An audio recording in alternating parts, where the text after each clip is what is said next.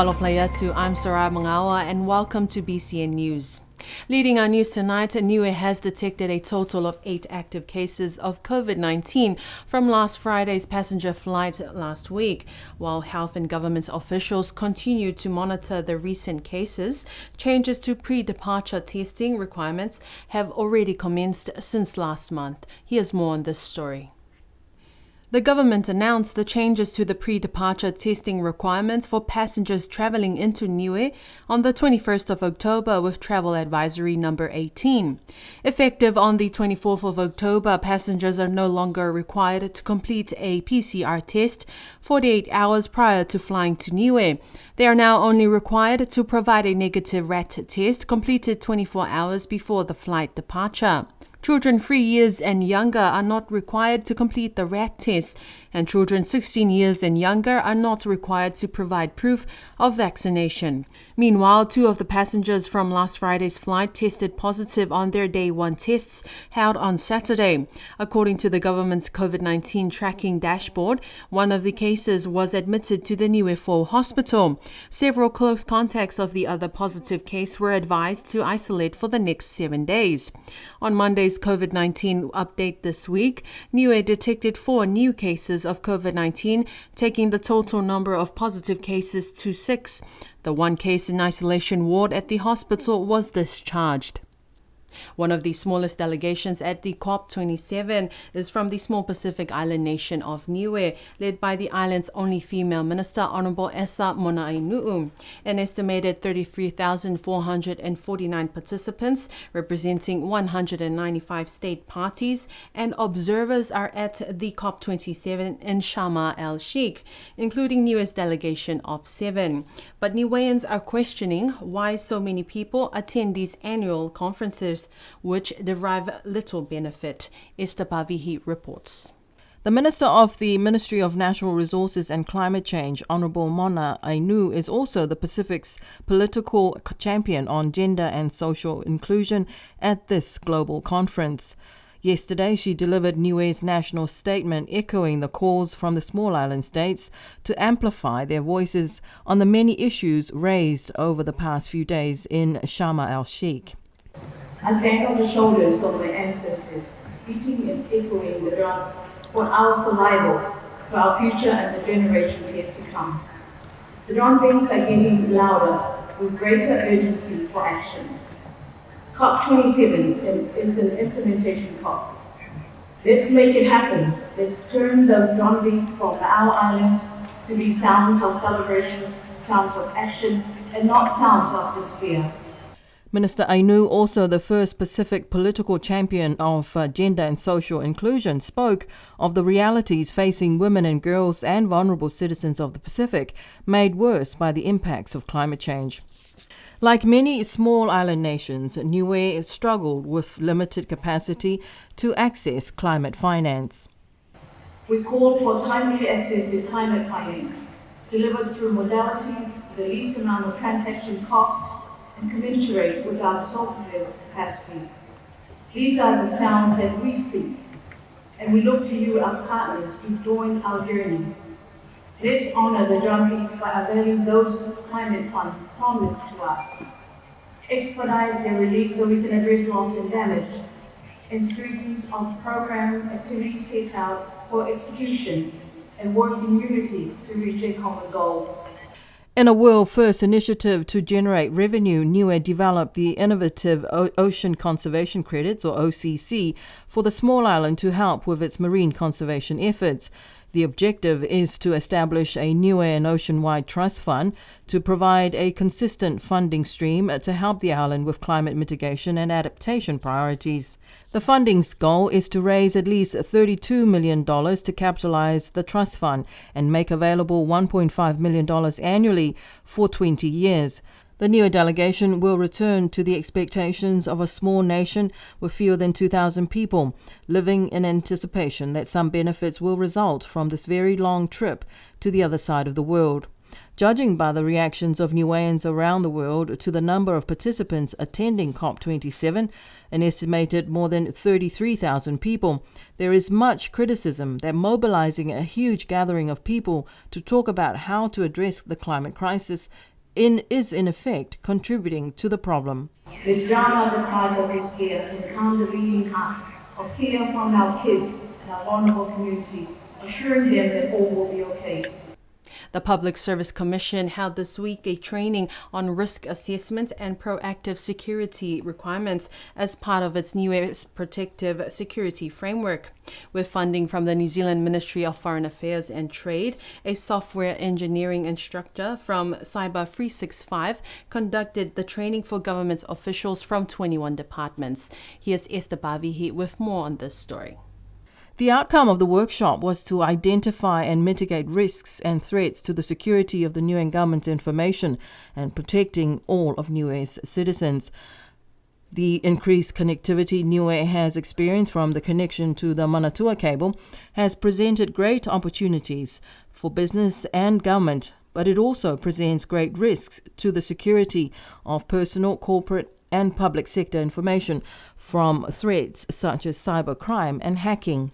According to the chairperson of the Public Service Commission, Aida Talangi Hekesi, in a letter to the heads of government departments, it is mandatory that anyone working for the government has personal responsibility to safeguard the confidentiality, integrity and availability of the government's assets.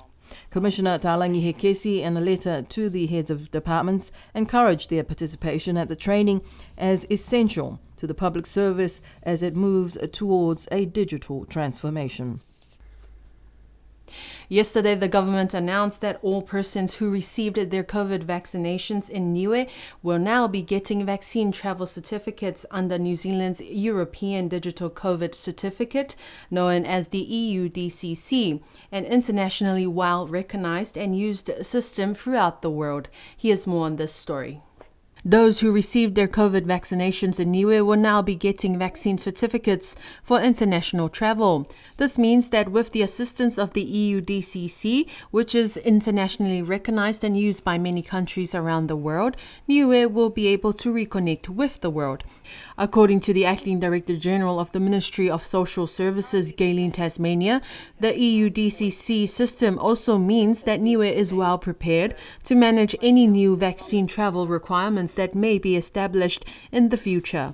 In a government press release issued yesterday morning, a request form must be completed in order to receive a vaccine travel certificate.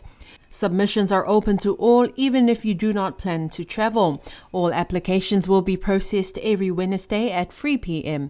Urgent travel requests can be arranged at the earliest submission. On Monday afternoon this week, a C-130 Hercules aircraft arrived on the island, which also transported the police department's 2 new vehicles. The general public were also invited for an open-day viewing of the aircraft, a memorable experience for those who enjoyed the opportunity to do so. Here's more on this story. A handover ceremony was conducted on Tuesday morning at the police station for the new vehicles. Funded through the New Zealand government, 3 New Zealand police officers who also arrived on the Hercules flight presented the vehicles. New Zealand High Commissioner Her Excellency Helen Tana and the Minister of Social Services Honourable Sauni Tongatule were present during the handover. Government officials, staff and Niue Police were also in attendance to a short program which followed in the delight of having 2 new vehicles for Niue's police force. Meanwhile, from 12 p.m. to 1:30 p.m. that afternoon, a viewing of the Hercules aircraft was opened to the general public at Hannan International Airport. Locals and children gathered in excitement as they viewed the magnificent aircraft, which was hardly offered for open viewing during the times a Hercules would arrive on Niue. The increase of fuel prices has taken a devastating toll throughout the many nations around the world in the past year, with the cost of petrol and diesel increasing earlier in April this year to almost $4 per litre, and a suspected increase was to take place later on. The government has decided to maintain the current costs at its current level, with just jet fuel and kerosene to increase. Here's more on this story. Last week, the government announced that there will be no changes to the cost of petrol and diesel at the Bowser, but the cost of jet fuel and kerosene will increase. According to a government press release issued last Thursday, the cost of petrol will remain at $3.50 per litre, and the cost of diesel will remain at $3.70 per litre. The cost of diesel sold to the power station for power generation will also remain at $3.11 per litre. There will be some changes to the cost of LPG gas depending on the type of gas. The liquid withdrawal type will remain at $6.22 per kilogram, but the LPG vapor withdrawal type will increase to $6.34 per kilogram. The cost of jet fuel and kerosene will increase.